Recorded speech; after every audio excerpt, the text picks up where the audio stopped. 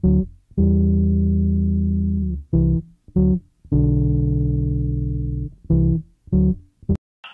everyone, Stephanie here with creatingwithin.com, and I'm very excited. We are about to have a candid conversation with Elliott Hulse, who is a strength training coach, and he has a holistic approach to your health, strength, and happiness.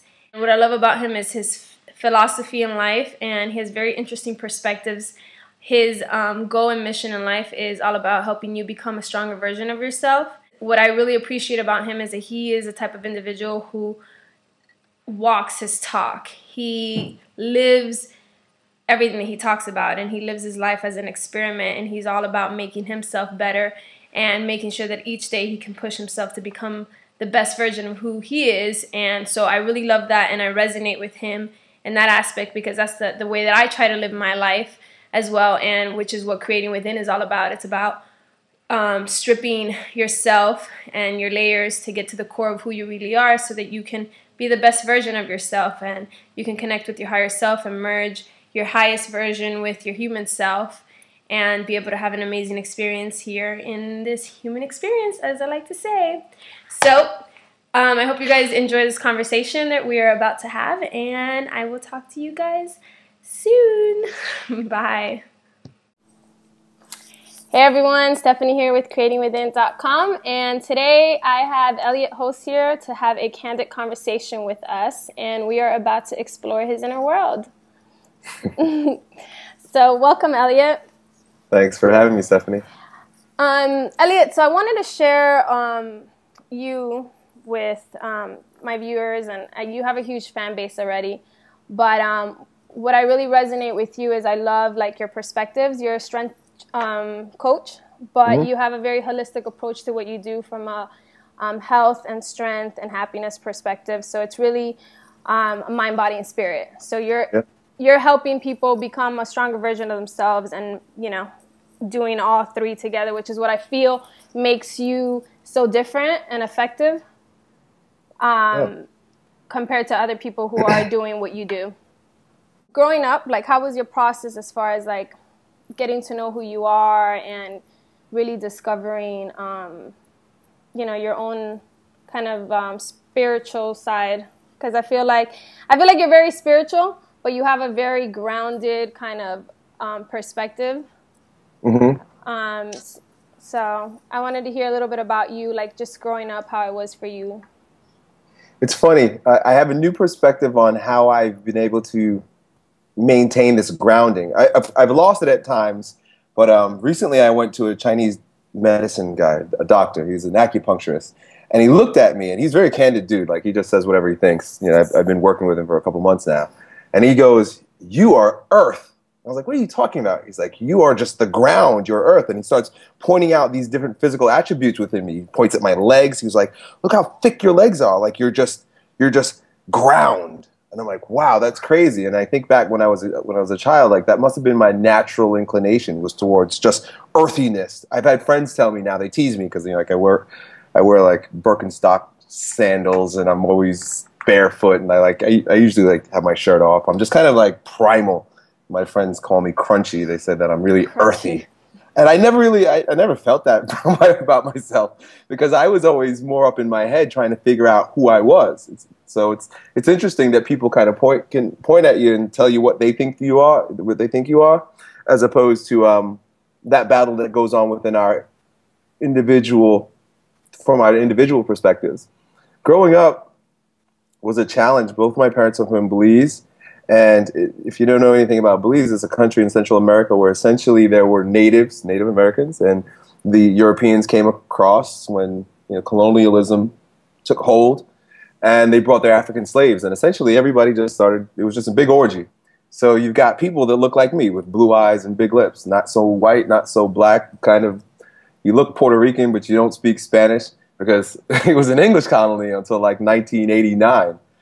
So from a background of basically cultural ambiguity thrown into being a kid growing up in New York City, Long Island in particular, which is one of the most socioeconomically segregated suburbs in the country, I was posed constantly with the question, what are you? What are you, kid? And you know, I don't think most kids at the age of 5 are asking themselves, "What am I?" Because it's never really brought up. Most people know where they belong. You know, either you know where I grew up was you're either Italian, Haitian, Jewish. Everybody kind of had their place. You know, there were a lot of Jamaicans where I grew up and stuff. So everybody kind of knew I'm a this, I'm a that, and then here I was, you know, not looking like I fit in anywhere. And then when I told them, well, my parents are from Belize, because it was such a small country, and because it only received its independence from Great Britain, like in 1989, it was basically an obscure country. Nobody heard of it. Nobody knows what it was. I remember telling a teacher once that that my parents are from Belize, and she told me no. I think it was my 4th grade teacher. She was like, "Nah, there's no such thing as Belize." So here I am. I have no fucking homeland. I'm not from anywhere. I'm not anything. I don't fit in, and I'm stuck with this question mark in my mind and in my heart at 6, 7, 8 years old. What am I? What am I? What am I? So that's the roots of my philosophical ideals, why I think the way I think, because from that point on, I was on a crusade. I was on a search for like, what's going on here? What am I? And luckily I found a really interesting book in the library. I must have been about like between 10 or 12 years old, called Man's Search for Himself by Apollo May. And when I began reading that, he brought me down this path of quantum physics and spirituality and astrophysics, and it was such an expansive view of what a man actually is, what a human being actually is, that I would have never received trying to figure it out by looking in the mirror or asking other people. That it set off some sort of nervous system engram where I realized something. I guess you can call it some sort of an enlightenment, but I came to a realization at a very early age that we're so much more than just what meets the eye. And I guess you could say that I'm kind of still on that crusade now, but instead of trying to figure it out for myself, because I'm very grounded in that for myself, I want to share it with other people. That's awesome. So it's almost like feeling that you feel so out of place, and being born the way that you were, so different, not being able to put yourself in a box, was actually a huge gift, because you were able to ask yourself that question, who am I, from a very early age, which is something that most people don't really start questioning until they're like 30. I mean, I know so many people that, you know, don't really know who they are, and they don't really start asking those kinds of hard questions till they're older. Yeah, absolutely. Right. Or when like tragedy strikes, yes. You know, a lot of people start asking those questions when like someone dies, or they have, you know, they lose their job, or something really tragic happens, or they get sick. Then they start wondering, like, who am I? It's funny, like, how old people all of a sudden are like interested in God. It's like, you're fucking 70 years old, and now you're asking about God? It's like, I was asking about God when I was 7 years old because I had no other place to go. But now that you're on your way out, you know, the flesh is about to leave you, and you're going Lord knows where, because nobody really fucking knows. Now you're interested in God. So it's an interesting thing, and that's why a lot of people say that I have an old soul, because I'm asking questions and dealing with core concerns that usually don't come up for people until they have a midlife crisis. Mm-hmm. And I'm 32 years old talking to 14-year-olds through YouTube. Mm-hmm. It's true. But I also think, like you said, you're an old soul, and I feel like, you know, that is part of your mission. That's part why you came here. And, you know, whatever journey you started off when you were younger led you to where you're at now, because you're inspiring other people to start asking that question. And I feel there is a shift going on in our right now in the world. I think people are awakening, and I think younger people are starting to question and seek within, because the outside isn't giving you any answers. So it's kind of like forcing you. And what you're doing with your channel, I think that's amazing, because you're sharing your perspectives, and I just feel like you have tons of wisdom. So that's really cool. And so you started asking from a young age. That's kind of what led you, the big question of who am I, to kind of start searching, and from there you kind of started, you know, reading and doing a lot of things. What do you feel now, from where you're at now, your perspectives for those people who are trying to figure out who they are? I was actually having this conversation yesterday with a girlfriend of mine who feels like she's finally admitted, like, she's like, wow, she's like, I really just don't know who I am. And So asking the question of how do you help someone like figure out, like, where do they start? Like from your perspective of how can you start figuring out who that person is? The first place to start, and where I invite people, is to come back to their bodies. We live in such an abstract world where we're so caught up in thought and thinking and ideas and symbols. And everything that we do is really up here. And we've, in many ways, rejected the body. We've demonized it. We've called it sinful. Sexuality is something that is nasty or very bad to be engaged in. Your own sexuality, feeling your own sexuality, feeling your own body, knowing what's happening within you at a level that allows you to experience it physically. In other words, feel your body. Feel when you're tense. Feel when you're not breathing. Feel where you're holding your attention. You know, a lot of people hold, or if you even have it at all, because we've created a situation where a lot of people don't even, not only have they ignored their body's spontaneous movements, you know, there are a lot of people that don't even have any spontaneous movements in their bodies because it's all up in their head still. My invitation, and it's a deep invitation because it doesn't happen through conversation.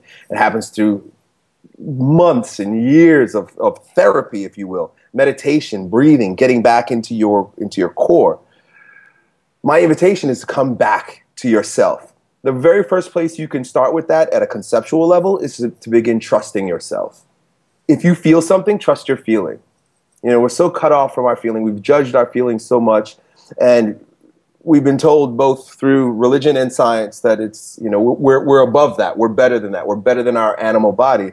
That it's refreshing every once in a while to come back and recognize that there's a brilliance inside your body. That brilliance that beats your heart, that grows a baby inside of the womb, that digests your food, that replaces your cells, is not you doing. It's not happening up here. It's not a concept. It's not a symbol. It's not abstract. It's real.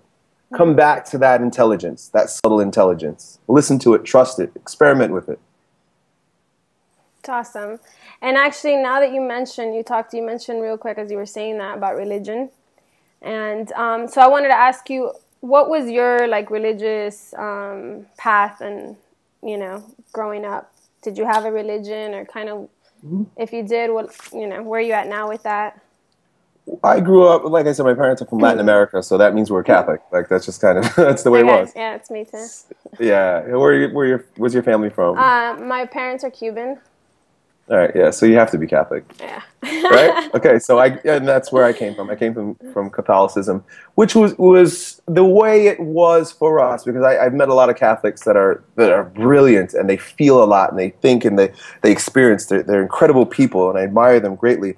But the place where I came from, what it was basically, you don't ask any questions, you just do what you're told, and you follow the directions. And that was it. Everything was very rote. Everything was very, very schizoid. There was no feeling. There was no emotion. It was just, yes, sir. Yes, sir. Do this, do that. You see what I'm saying? It was very robotic. So there's nothing there. When, you know, if you ask children why they don't like church or why they don't, you know, they're not interested in God, it's like, because shit is boring. Like, who wants to do that? But that was just my experience. But again, it was always a spiritual journey for me because I wanted to figure out who I was, and I came to this, at the time, a belief, and I guess in many ways it still is, but, you know, science does its best to sort of like prove these things, and religion has been telling stories about it for so long, but there's an intangible essence of the human being. And I came across these ideas when I was very young. And then when I got into college, I came across some audio programs through a piece of software that they used to have called Napster. I remember that, yeah. So this is where, like, it was audio sharing, it was file sharing. So I found this guy named Alan Watts through searching one day. I think my brother found it. And he was really heavily involved in the scholarship of Eastern religion. And a lot of these ideas that were Taoist and Buddhist and Hindu. And I sat and I was listening to the stuff that this guy was saying, and it struck right into my heart immediately. And I was like, this man, it's either like, he's speaking my language. And from that point out, I knew that there was grounding, there was reality in the experience that I had. And I continued to study. I continued to look into different philosophies and religions, particularly of the East. At one point, I had a friend who became a born-again Christian, and he was a really good friend. He was convincing, and he wanted to bring me to Christ. And I was like, well, this is interesting. This is cool. I mean, it all resonated with me at a head level. I was like, well, yeah. So I started going to church, and I enjoyed it to a degree. But when I would become a part of these communities, and I realized that there was a lot more talking going on than actual experience, it never really stuck with me. And there was a lot of double talk. There was a lot of like, this is how we, love everybody. But then when it came to loving everybody, it was like, well, those people are going to hell, and, stay away from them. And I was like, wait a second, and then I would read the words of Christ, and it was like, okay, well, Christ says, love your neighbor. And then they'd tell stories about like how Jesus would hang out with like the worst people, and, people that they really hated, like Samaritans and lepers and so-called prostitutes. And I was like, this guy was hanging out with like the low of the low, scum of the scum, and he was just like chilling with them, probably, smoking weed or something. I'm just joking, but essentially I knew that Jesus was probably a pretty cool dude hanging out with people that no one else wanted to hang out with, because that's what the stories tell us. And then I would go to these churches, and it was like, well, we can't associate with those people. In fact, either we save them or they're going to hell. And it didn't match up for me. Right. And I couldn't find a place where that actually would match up. So I began exploring other faiths, and to this day, you can't say, I wouldn't say that I'm faithless, but I'm not attached to any one particular religion or idea, because I see value in all of them. I see value in Christianity. I even spoke about Catholicism. I see value in ritual. I see value in the myths of the ancient traditions. I see value in the Eastern traditions. I'm still on this journey, and I don't think I'm going to stop until I'm dead, of just experiencing this human condition. I enjoy it. I'm having more fun than actually trying to find the truth. Mm-hmm. I think that's what it is. I've stopped like trying to figure it out, like have the answer. Aha, here it is. As opposed to, I'm kind of dancing, and I enjoy the dance. I don't need to be right. I don't need to find the answer. I just want to experience this dance. That's beautiful. Yeah, because I think that's the key, to not be attached to things, and to just really explore. And with you, which I think a lot of people who have more of a rebel kind of energy, like you think for yourself, and that's something that since I was really young I was really passionate about. I think it's so important for us to think for ourselves, which is something society and religion doesn't allow us to do. Right. You want to be fit into a box, but then that's where what you said, about trusting yourself, right, which we are learned out of when we're younger. Mm-hmm. But you have, in your search, you've been somebody who, you had that voice and you're like, this doesn't make sense, this doesn't resonate with me, and then you follow it, which is the difference between somebody like you and then other people who feel the same way, but then they don't follow that voice, and then they kind of conform. They conform to society and to their religion.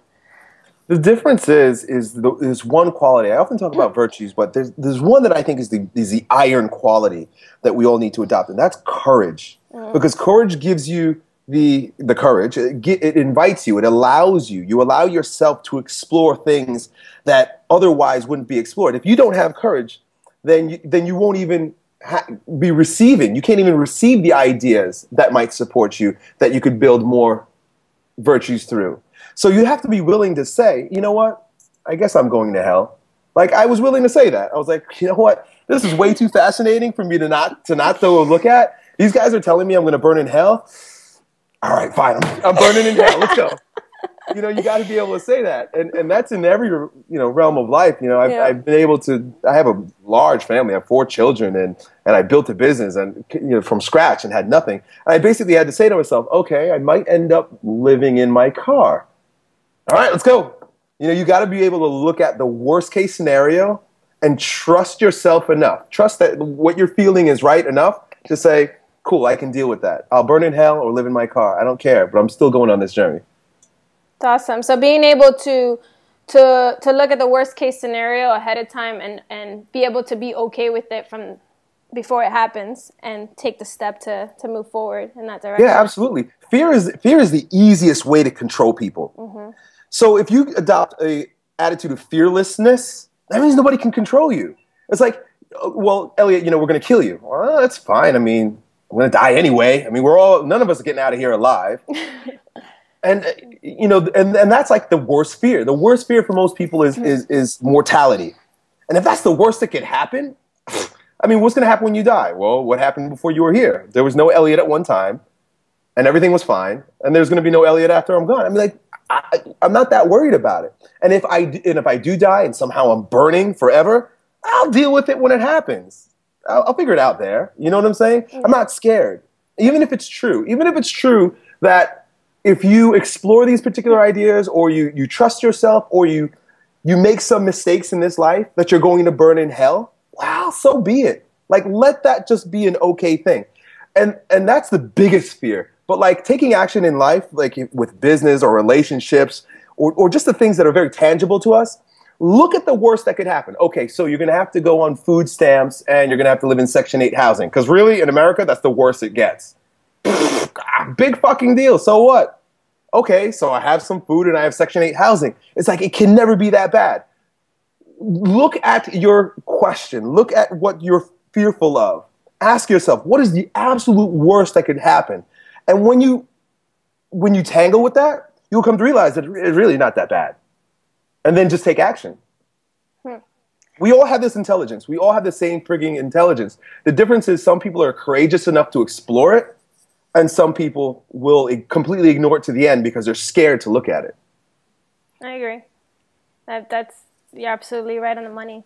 So to segue into mentioning your career, because I heard I did hear one of your Colleen, which is your wife, an interview a while back that she did, and I heard a little bit about your journey of just you going after what you want, and that you went through a lot of ups and downs, just career wise, opening your own business to where you're at now. So how was that journey to be who you are today? It's interesting. Have you ever studied the work of Joseph Campbell? I've heard, but I have not studied, no. Well, you probably find a lot of his stuff on YouTube, and he's got several books, but he was a scholar of mythology. And I mean, the guys, when you start listening to him, it's like you're a little kid listening to your grandpa talk, because he just tells stories, and they're ancient Native American stories, they're stories from the East, stories from the West, they're biblical stories, they're Chinese stories. I mean, he was a scholar of stories that humanity told ourselves. We told ourselves in order to get through life. And there's one recurring theme that happens in every single culture. It does not matter. And it's called the hero's journey. They all have this story. And we're most familiar with the hero's journey if you've ever watched Star Wars or the Star Wars trilogy. Mm-hmm. It's this idea that there is a time of attachment and control by your parents. You're a child, you're a little girl, you're a little boy. You're told what to do, and everything's provided for you. And then there's this journey into outer space, literally, where you come face to face with the Father, with the Empire, with the powers to be. Mm-hmm. And then in between that, there's all these challenges. There's all these different adventures and people you're going to meet and things you have to get over. There are mentors like Yoda and Obi-Wan Kenobi. Like, there are people that are going to help you. They're going to give you little tips. They're going to invite you to look at things that you might not have known were there, like the Force. In Star Wars, it's the Force. The Force is with you. What is the Force? The Force is this intelligence that only exerts its power when you let go. Fascinating that George Lucas would bring that into the story, that there's a power that will guide you if you just let go. Let the Force guide you, Luke. Right? Mm-hmm. Anyway, so George Lucas was heavily influenced by the work of Joseph Campbell. But this hero's journey is what we all ultimately experience. But very early on in that hero's journey, there's a call to adventure, and then there's an option to deny. That call to adventure shows up in many different ways for many different people. For me, the call to adventure was the seed in my heart that was planted somewhere, somehow, but basically wanted to grow fruits of freedom and self-expression. Those are the two most important things to me, and I felt that in my body. I wanted to be free from constraints, and or perceived constraint, because none of us are completely free, but I wanted to, like you said, rebel. I wanted to rebel. There were certain things that I wanted to say no to, and I wanted to do it my way. And there's seeds of creativity. I want to create. I want to think, and I want to make stuff that's my own. And I do that now through words, videos. And that call to action came in the form of starting your own business. I just felt that. I was like, well, you know what? You're not going to get a job because I'm not going to listen to anybody else and do what they tell me to do. I'm going to do what I want to do. And even if it means I have no money, no clients, I have all these responsibilities, I'm still going to do it. So when I was posed with that option to deny the call to action, I chose the path that I think only about 10% of people take.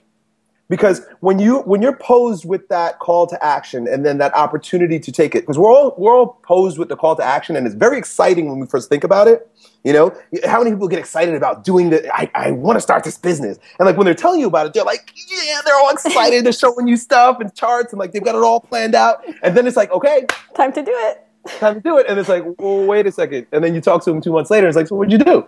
Well, you know, didn't really work out, or yeah, I'm working on it. Oh, how about this one? I'm waiting until I have the plans all set up. What they're doing is they're denying the call to action. Literally, every single time. And this is how you know you're making the right choice in your call to action, is if you look at all of the options and they look completely wrong. Like if you look at that call to action and you're like, boy, that looks like it doesn't make any sense whatsoever. Like that could never work out. That's the one you got to go on. That's it. That's Luke Skywalker going against the Empire. That's the one. See, the thing is that we've been conditioned out of that to believe that, well, you know, you go to college and you get a good job and, you know, you want that well-trodden path. You want to follow that, the path that everyone else has taken and society has set up for you, like a good little boy and a good little girl. And then logic would tell you that, well, that's the one that you should go on. Everyone has told you, and if you add up the numbers, 2 plus 2 equals 4 if you go that way. But over here, 2 plus 2 equals 947. And it's like, wait, that doesn't make any fucking sense. The one that doesn't make sense, that's your call to action. That's the one you have to go on. And that's what happened to me. I came to that crossroads, and it was like, okay, this makes sense, but I don't really want that. My heart, see, this is why I want people to get back in touch with their bodies. My heart said no. My head said yes, but my heart was like, nah, bro. And this one, my head was like, no, dude, that doesn't make any sense. But my heart was like, yeah, that's the one. And I took that chance. And I knew that there was a possibility, because there always is, of failure. I mean, but I was lucky enough to have heard someone say what I just said a couple minutes ago. Elliott, what is the worst that could happen? And for me, the worst that could happen was, and I already had it planned out, I was going to end up picking oranges with the migrant workers, because there's a lot of migrant work here in Florida, because I wasn't going back to a job. I was going to pick oranges with the migrant workers and live in my car. And really in my mind, I was like, can I deal with that? Like, this shit doesn't work out. Can I go and pick oranges for a living? Like day labor. And I'll live in my car? Yeah, I can handle that. And then I went. Wow. See, that's powerful, though. That's the most important part. That everything else after that doesn't matter nearly as much. No, because it all happens. It comes together, the synchronicity of it all. And that's beautiful, and that's what I want people to be able to grasp with this. It's really like being able to merge the heart and mind, and allowing the heart to lead the mind, which is the most difficult, and which ties in with you talking about courage, having the courage to follow through, to listen to your heart and be in touch with your body. This is awesome. Yeah, I love that you walk your talk, and that you really are all about following your gut and really pursuing, like listening to that voice, which is your spirit, your intuition that's connected, to everything that is, despite no matter how scary it is. And that's the biggest example that I feel that you give, no matter how much, we talk and things like that. It's just an energy that people can read off. And the fact that you live your talk is the most powerful gift that you give back to people as far as what you teach. This is kind of where I lose people, and this is going to sound strange. The biggest curse that I have against my message right now, the biggest deterrent to my message being more powerful, is the fact that everything's working out for me. Because I want you to understand that I would have kept going, and that you should keep going even if the shit doesn't work out. Because you can follow your heart, and you should follow your heart, but it might not end up the way you want it to, and it might not end up the way the world wants it to work out for you. If I were to be in a more destitute position, you know, things, when I say work out, I mean physically. Yeah. It's working out for me. But if it didn't, my responsibility is to still continue following the heart, and your responsibility is to still continue following the heart. You might not have a lot of nice things. You might not be able to have an iPhone. You might not be able to go out with your friends and eat dinner every weekend night. You might not live in a nice neighborhood. You might have old clothes. You know, you might not have very many friends. Your family might reject you. But you still have a responsibility to do it. You still have to do it. And you got to wrap your mind around that also, because the minute you start seeing those things that you're attached to slip through your fingers, you start saying, oh no, I made a mistake. Like, you know, I'm losing my family, I'm losing my friends, I don't have any money, things are difficult, and you start going, and it's very quick and very easy to go back. Yeah. Okay, this was a mistake, and that's what you'll say. This was a mistake, and then all the people who said you shouldn't have followed your heart, you're going to say, yeah, you know what, you're right, I shouldn't have followed my heart. Oh my God, thank you so much for bringing me back, taking me back into the matrix. Sometimes it's going to be, a lot of times it's going to be difficult out there, but you still have to go, because now two things will happen based on your choice. If you do go and you do suffer those consequences, I mean, look at Jesus. They killed him, of course. I mean, and a lot of people like to use him as an example. It's like, you don't remember that guy, like, he went down that path that we're talking about right now, and he was willing. He said, yeah, you know what? They're going to kill me. He knew they were going to kill him. So there's a lot of power that comes to those who are willing to take that sacrifice in the form of the inspiration that you will end up shedding on other people. See, the reason why Jesus is so inspiring is because, like, he didn't give a fuck. He was like, yeah, you know, I'm so passionate that they're going to kill me, and that's okay. I'm beyond this. I can get over this. That's a lot of the magic behind the resurrection. It's like, yeah, kill me, but you can't really kill me. And if we do the thing that's happening in our heart, the same sort of inspiration that a character, mythological or real, doesn't matter, was able to do for millions of people throughout the world, you will do within your sphere of influence. There may only be one person that knows of your story, but that's good enough, because you planted a seed, a pure seed in someone's heart that allows them now to take that inspiration. And you have no idea the offspring of your choice 2-3 generations from now, because you were willing to be courageous enough to take your heart to your death. Okay, so and we have to become very detached from these results. We have to realize that, look, you spoke about reincarnation when you were earlier. I'm going to die. You're going to die. We're all going to die. What are you leaving behind? Okay? If you go down that route, trust me, you're leaving behind a very powerful, potent, and positive spiritual seed that will enhance the world, because you followed your heart. You did what God was telling you to do. That's if you go down this road. Know that it might not be pretty. If you go down this road because you backed up, you know, say you tried it, didn't work out, scared, I'm going back, thank you guys for taking me back. Now, with every pain and experience, there's a logical, we use our brains, we use logic to affirm our decision, right? You got to keep affirming your decision over here. It's a lot more difficult. When you come back over here and now you have a warm place to live, you're going to start affirming your decision. You know what? It was right. Good thing I came back. Boy, listening to your heart's really stupid. Oh my God, you should never do that. Look at what happened to me. I was living in my car. I mean, that's horrible. Now I'm back in the machine. I'm back in the matrix. I'm comforted now, right? I've got the comfort of society. Security. Yes. And now you're going to pass that story. I was going to say lie, but maybe it's not a lie. I don't know. I can't judge. But now you're going to pass that story on to other people. You're also planting seeds over here, but you're planting seeds of a less evolved nature.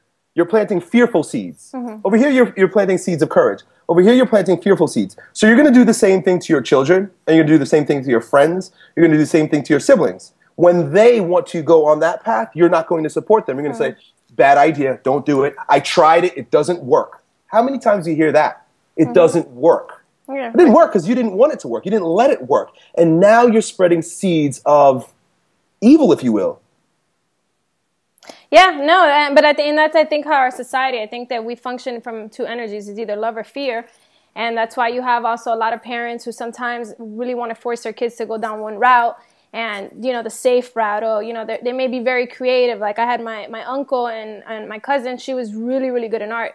But he's very old school. And he didn't allow her to pursue her art, which now in day and age, and this was like, I mean, we're talking about 15 years ago, she would have been great because graphic designing and, you know, with the movies and all that blew up. But he didn't allow her to follow her path because he was like, no, that's not going to make you any money. You got to go. So and, you know, so it's almost like you don't allow yourself to be who you are. So you conform. And now she, you know, she's living, but she's not really a full version of who she is because she has, you know, parts of society and what her parents wanted her to be. And I think that, you know, you did make a really good point as far as like, if you do follow your heart, you have to understand that everything's not always going to work out and be great because that's the challenge of it. There's growth coming in. You know, you're going to have obstacles and it's in detaching yourself from the outcome, enjoying the process and not, you know, having a goal and but not being so set on it has to be this way. Because I think how you talked about, you know, the force, which for me is, you know, the universal energy. Your higher self is always working with you. But it's what you say. You have to have the courage to follow it. And even when it seems like things aren't going right, they are. You just can't see it at the moment, which is even though, but the way that you approach things, you have that courage already that was built in from the beginning, and you came in with that energy. So you're already processing, okay, if this is the worst that's going to happen, well, then I can deal with it. And so that thinking allows you to move forward, you know, in your path. And so even though, because I know that even though where you're at today, you're saying that, oh, I don't want my message to get messed up because things are working out for you. But it's not that, I'm sure, I don't know your whole journey, but I know that it wasn't super peachy. Everything didn't like just work out. You had a bunch of obstacles and you had a lot of hard times. But you are where you are today. And the reason that things are working out is because you did have that courage and because you're following that voice, which you're merging basically. It's your higher self with your human self. That's what I like to call it. And bringing heaven on earth. And so I think your message is perfect because the reason that things are working out for you is because you did that. You know, it may not, I think sometimes that what it is, that things won't work out exactly the way you imagine because the thing is we attach ourselves to a picture, but it's the essence that you'll always get the essence of it. You just have to let go of your rules and of how it should be because it'll always be better than what you think. And sometimes when we attach ourselves, we limit ourselves. Oh, totally. Yeah, absolutely. And the challenge is they still arise because the challenge now is what kind of story do you tell yourself when you're in a new situation? I literally have been rebirthed, you know, in a spiritual way. It's like I'm not the same Elliott that got me here. And I literally had to let go of, kill, if you will, you know, and then be resurrected in a brand new Elliott so that I can deal with the new life. And this is constantly happening to us all the time. I get most of my questions come from young men that are about 20 to 23 years old. That's the first time you have to do it in our society because mommy's not there anymore. So you moved out because it's college. You moved out to go to a new, you know, live in an apartment. You moved out with your girlfriend, and it's like, yeah, guess what, boy? You're not a baby anymore. Now you can't even be the Bob that you were yesterday. You literally have to die to that version of yourself and be born again. I mean that tale of rebirth is ancient as well. I mean, look at the mythical creature. What do they call it? The phoenix. The phoenix. Yeah. Every day, burns and rises, burns and rises, burns and rises. Yeah, and I think, and that's I think with what you're doing, and I feel like with creating within is a message as well. It's about getting that mindset of really working within and making yourself a priority. You are your biggest project, like making yourself that better version each day. Because to really find out who you are, because what's the purpose of this existence if not to really figure out who you are? Because I feel like we all have our own individual blueprint, and you're not going to know who that person is unless you have the courage to really figure out and take the journey within. But so talking about, you did say your fans, so I want to get into a little more. I know things that people are very interested in. I know big things is relationships.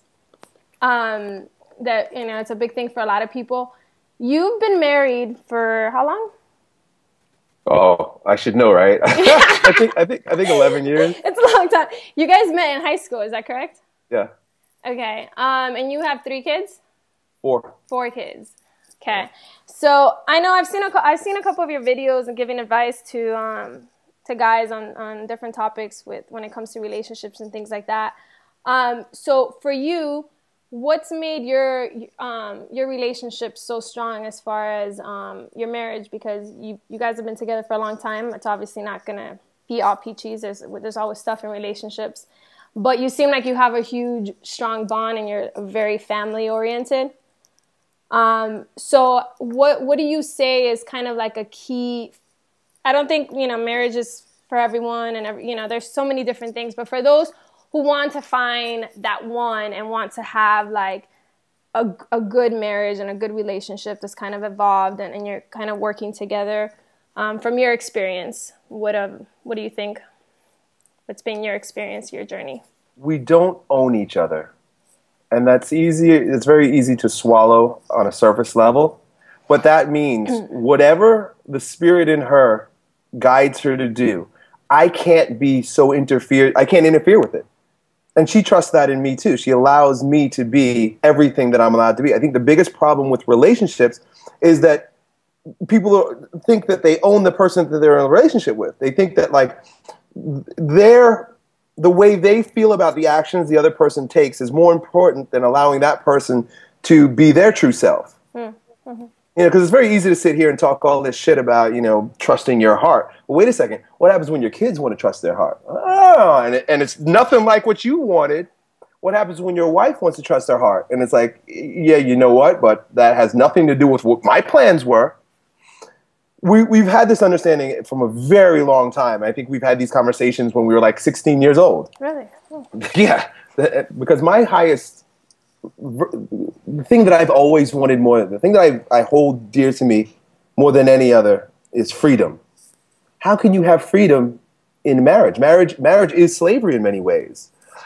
But if you approach it from the way that we've chosen to approach it, there's this level of respect that allows each other to be the strongest versions of ourselves, regardless of what the other person wants. Now, this is easier said than done because we are both very experienced and both very grounded individuals.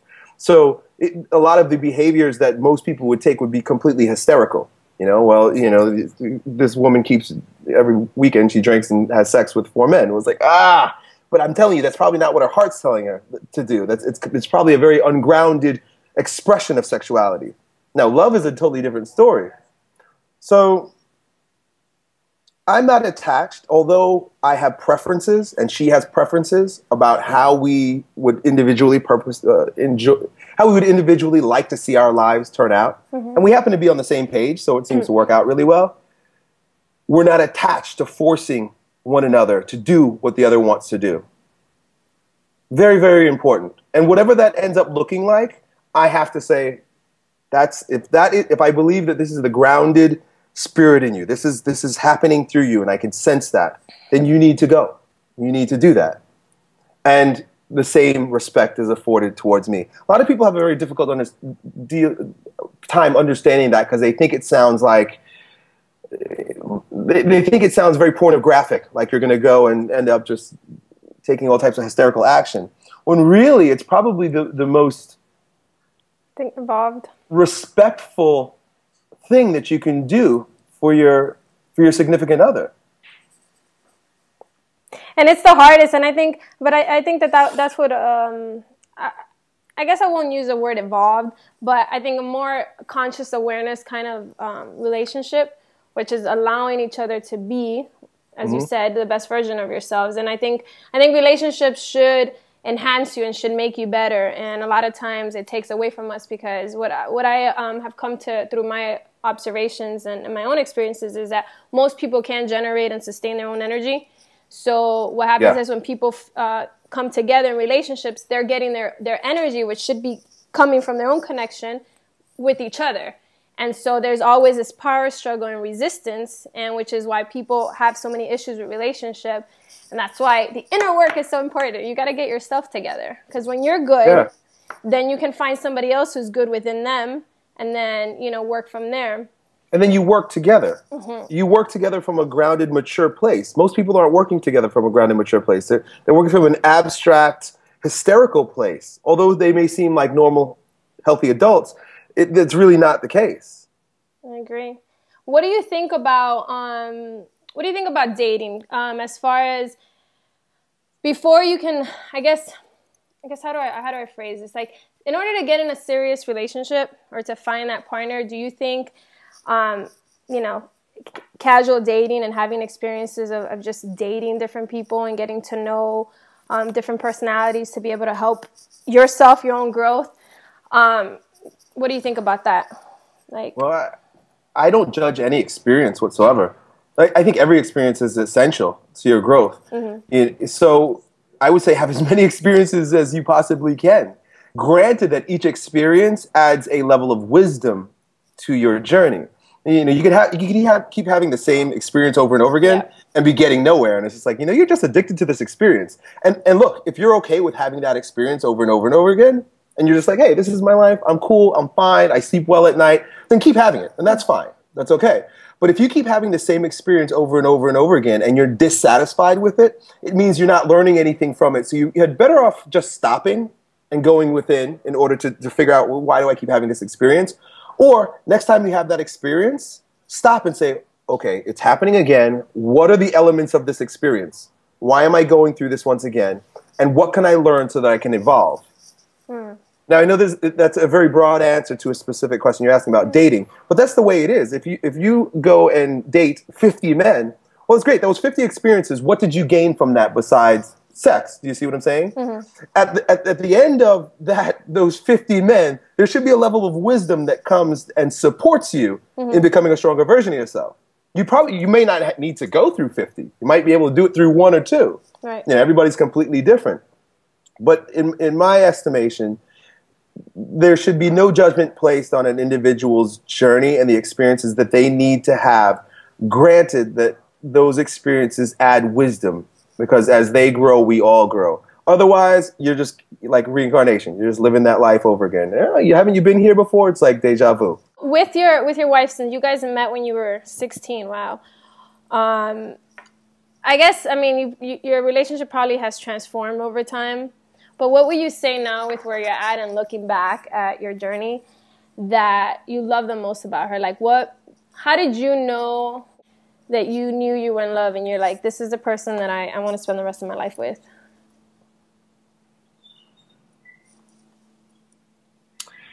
So she wasn't my only experience, yeah, right? Of course. So then you have to have contrast. Mm-hmm. Otherwise, you don't know. You need contrast. You need contrast so that you have perspective. Yeah. Of all of my experiences, she was the one that never nagged me. If you want to push a man away, he might stay, but he will resent you if you nag him. She never nagged me, and she never tried to control me, and that's why she got me. Do you see? There are other women that and experiences that were I sensed a bit of nagging. I sensed a bit of expectation and controlling, and I never really got that from her. And that's why I was like, well, it goes back to your freedom thing too. Right. If I'm going to build this life with someone, right? I wanted children. I've always wanted children. If I'm going to have children and I'm going to build this particular story of a life, because like you said, not everyone needs to have children. Not everyone needs to get married. Not everyone has to follow that route. But there was a longing in me, I guess, simply because, you know, I come from a big family and I come from a lineage of big families. My dad comes from, 12 kids. So it was just in me. I knew I wanted to have lots of children.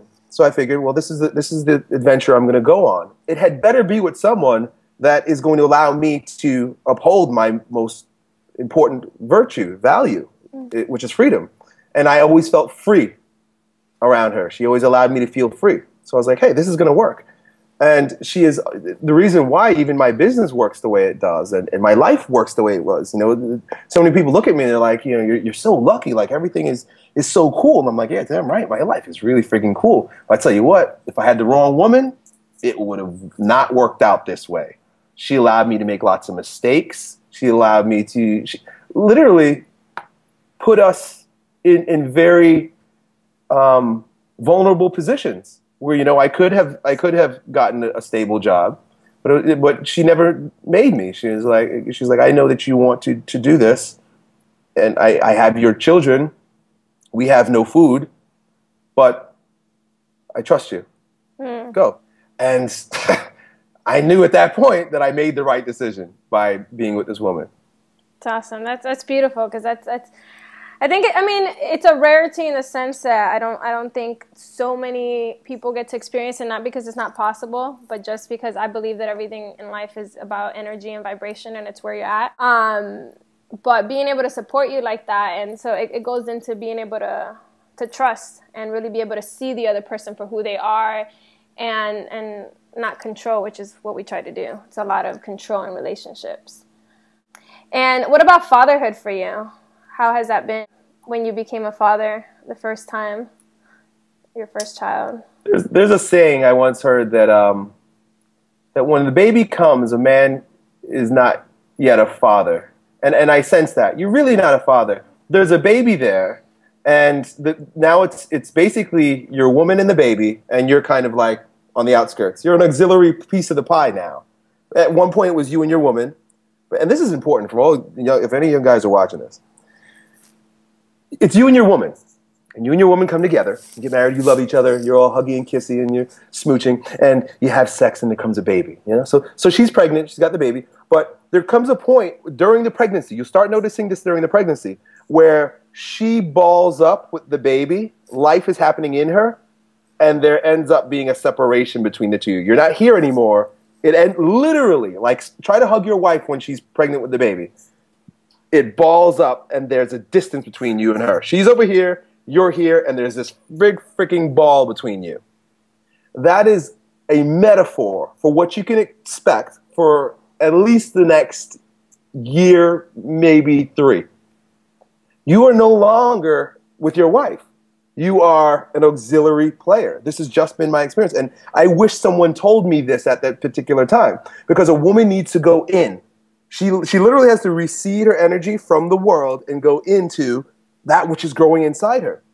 It is the most potent, powerful, and important work that a human being can do. How can she be making love to you and keeping all of the external situation in order? In other words, like making you happy, making sure that you get what you need, making sure that you're coddled because now you're alone. When she's growing a baby inside her, you gotta give her that space. You gotta literally be like, cool, I know what's going on. Trust me, guys. I've done this 4 times. The first time, I didn't know what was going on. The first time, I was like, you know, you get pregnant, and like it's like I don't exist anymore. And I mean, we had a rough time during the first pregnancy and like the first year of my oldest daughter. We had a rough time because I didn't know. Nobody warned me that your wife is going bye-bye for a little while, dude. That's it. She's leaving you, and that's okay, because just what we spoke about before, you have to give her room to be the strongest version of herself. And the strongest version of a woman, and of course this is going to sound sexist, sorry, but the strongest version of a woman is when she's pregnant and caring for a baby. There is no more important work that she could possibly do. You know, nothing. She could build a multi-million-dollar corporation and become president of the United States. But this is the essence of her true power. You got to let her do that. I don't remember where this is going, but essentially, that was the biggest lesson that I learned. I don't remember with the question, but essentially that was a big lesson that I think a lot of guys need to learn, is that when your wife becomes pregnant, fatherhood, that it's not about you anymore. It's completely not about you. You're an auxiliary player, and that there's a time when you can step back in. Look, my son is 3 years old. He's my youngest. I'm just sort of stepping in now. Not that I wasn't there, but all of a sudden I become a character in my son's life. You see, dads, we think, there's so many falsehoods, just based on my experience. We think that, you know, we're so important in the beginning, and we want to be there. And I see dads, they want to hold the bottle, and they want to, but it's like, you know, it's kind of awkward and strange because it's not your nature. It's not a man's nature to be a woman in that way. Mm-hmm. This sounds all very sexist and weird, but this is just based on my experience. But there comes a time now, after about 3 years, once the baby has come, that you step in, and now like the kid even sees you. My daughter didn't even see me for 3 years. She like I'd show up and she'd be like, she's like, it's daddy. It's that guy. Like he's trying to take you from me. And you know, all my kids nursed until about the age of 2. So I come and she's like, no, don't take me from my mommy. Right? You know, so it caused a lot of resentment. But that's it. So, but at a certain point, then, when you step back into the picture, you offer a lot of pragmatism, grit. They say in the Bible that the man is the head of the family, right? The head meaning leader, I'm not so sure. If you've been married and there's no leader per se. You're not a head. See, the word is head, not a head. You're not a head of the family.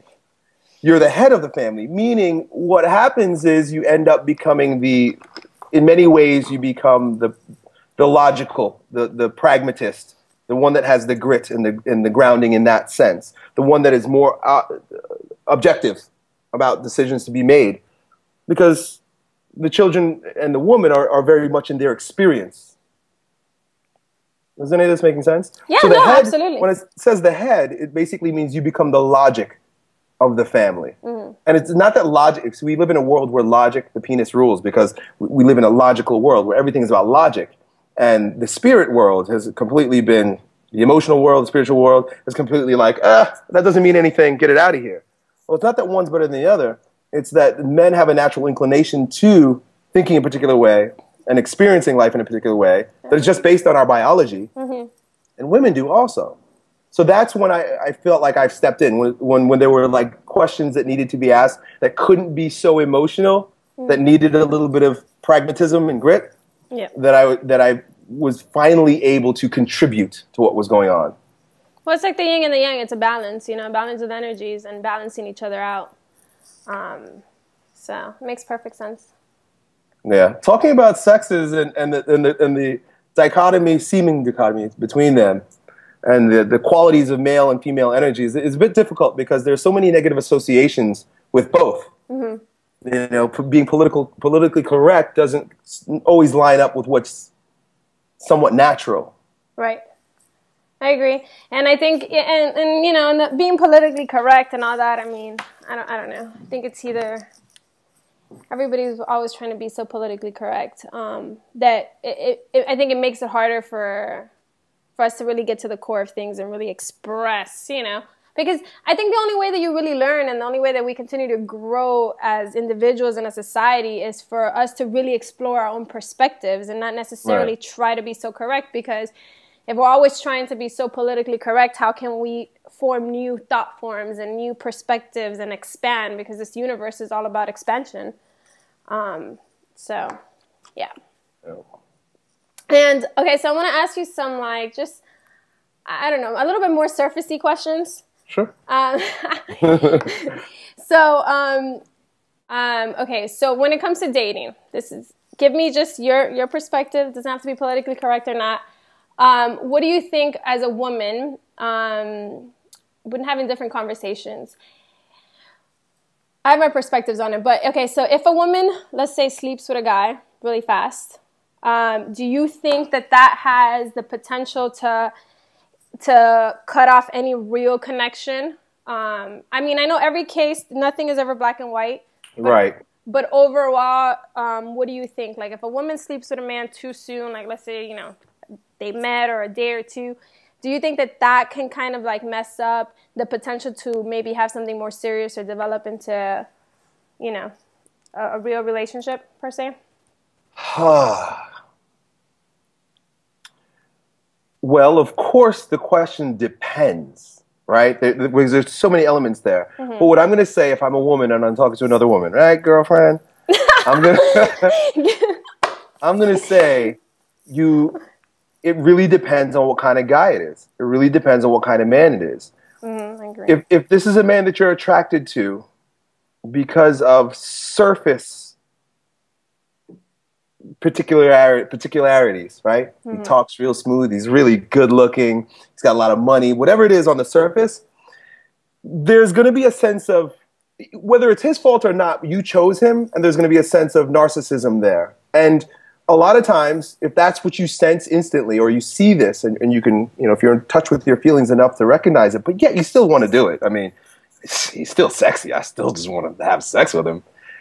Don't expect anything more than the same narcissistic approach that he's taken to his appearance than he's taking towards you. You're just like another designer suit that he's put in his closet. And it's not right or wrong. It's just that understand that that's the game you're playing. Right. You're hot and we're having sex. Don't expect anything more than that. Now, if something else does come, well, it's interesting, explore it. But be very aware of what's actually happening. Don't be naive.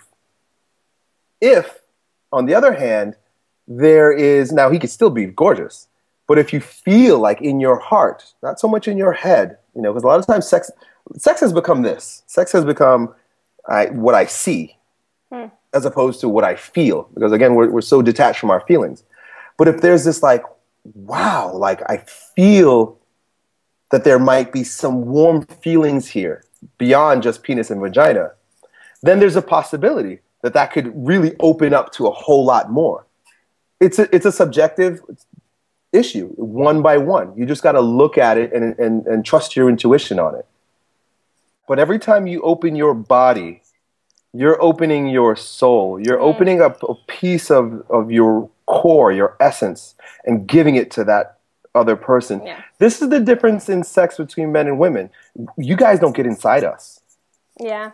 You see, we're very closed. That's it. We've got a tiny little hole where stuff comes out, and that's it. You can't penetrate us, but we penetrate you. And when another individual physically and spiritually, because there's energetic exchange, penetrates you, they in a certain way now have a piece of you. They kind of own you a little bit. It's different for men. Do you see how that is? Yeah, no, I agree. It's different for men. It's more difficult for a woman to own a man in that way than it is for a man to own a woman in that way. And the reason why I say that is because I would preface it by be very careful about when you're opening your legs. When you open up, you're not just opening your vagina. You're not just opening your body. You're opening your soul, your spirit, to being, for lack of better terms, raped. A piece of you is being taken away. Mm-hmm. I agree. Yeah, because you're sharing energy. It's an energy space, and every time you're giving that energy, and not only that, but you're also mixing. I also talk to people about being careful. And I think it's a more conscious thing. The more conscious you get, you start looking at sex from a more conscious level. But you're also taking in that person's energy. So whoever you're having sex with, I'm giving you my energy, but then I'm taking all your garbage too. So it's being very careful, mindful of who also you're bringing into your space. But I think it takes a level of consciousness and awareness, at where you're at, depending on each person, because I think everybody lives in a different level. Yeah, it's a matter of protecting your. I mean, in a lot of religions, they've taken full advantage of these ideas because they've got women dressed in clothing that doesn't allow you to even see their faces to protect their sexuality. When really that's very surface. But the choice that you make to protect yourself is not so much an outward thing more than it is one of those challenges that will help you to grow. That it's a bit of a weakness per se. Of course, I sound horrible saying this, but it's a kind of a weakness that women have, that they're open.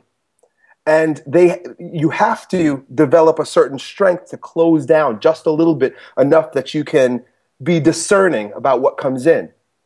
Your body is more open. Your body's meant to be opened. Men's bodies don't open. So with that vulnerability, women have a vulnerability. There's a certain amount of strength that needs to be built up in your character. It's not about clothing and chastity belts. It's about character. Can you build up this certain quality of character that allows you to be discerning about how you and who you open up to, who you become vulnerable to? And if you find yourself in a situation where you're vulnerable but you're being taken advantage of, and it's an unhealthy situation, for you to keep opening up, now there's no judgment. Keep doing whatever you're doing. If you're unhappy with that, now it's not about that person. It's not about him. You can point the finger all you want. Oh, he's a dick. He's a dick. He's a jerk. He's a jerk. Well, you know what? He's a man. The problem is you. You keep avoiding this necessity to build up the virtue associated with saying no. Once you grow that ability to say no, you are not only protecting yourself energetically and physically, but you've also just evolved. That's a quantum leap. Now you're a higher version of yourself. You're a stronger version of yourself now. Congratulations. That was a win for your spirit. That's awesome. I love it.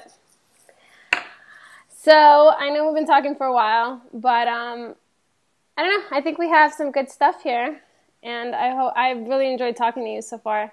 I really appreciate you taking the time to have a candid conversation with me. My pleasure. It was fun.